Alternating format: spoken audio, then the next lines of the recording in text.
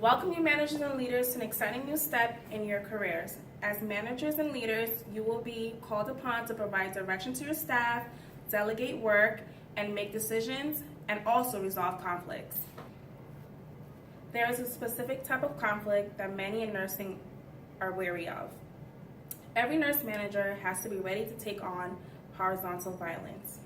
By the end of this video, you should be able to describe what is horizontal violence, the impacts of horizontal violence, and as a manager, what is your role in stopping horizontal violence? What's horizontal violence? Great question. The Joint Commission defines horizontal violence as an act of aggression that is perpetuated by one colleague to another colleague.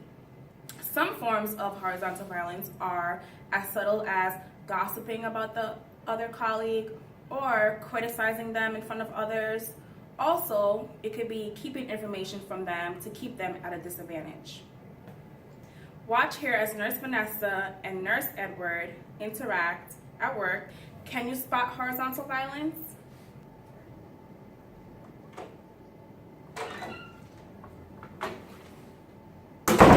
I need to start my patient on a nitro drip. Do you know where the IV pumps are? Oh my God. Did you even go to orientation? Why don't you know where anything is? I don't even know where the supply closets are. I'm new here. I swear you baby nurses are so useless. You don't know where anything is. How will you ever survive? That's really messed up. I'm trying my hardest. Well, that's the way it is, newbie. You gotta get used to it.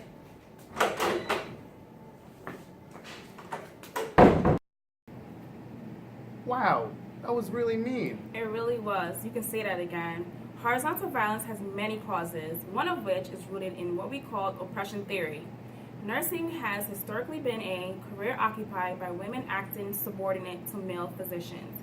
If we can look at nursing through the lens of oppressed groups, one would expect nurses to lash out at less established nurses for feelings of powerlessness and frustration. That's like the victims of bullying others. Exactly right. In other cases, cliques form, which have been noted to lead to increased incidents of bullying. Behaviors can be learned by new nurses in which this type of bullying is seen as the norm, and it all gets passed down to the next new hire.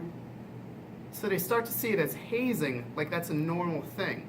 And then they just do it to the next person because that's what they had to go through, instead of realizing that it's all wrong and terribly unprofessional. Why doesn't anyone stop it?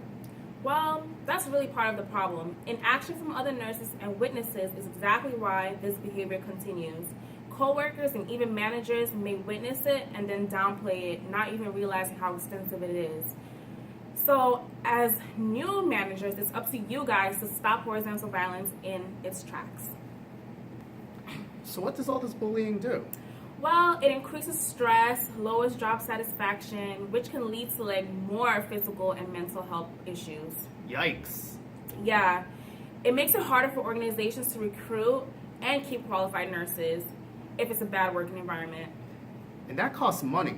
Oh yeah, it really does. Exactly. The cost of training new employees is super high.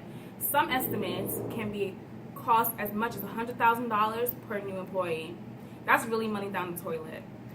Do the patients have any problems with this? Of course they do.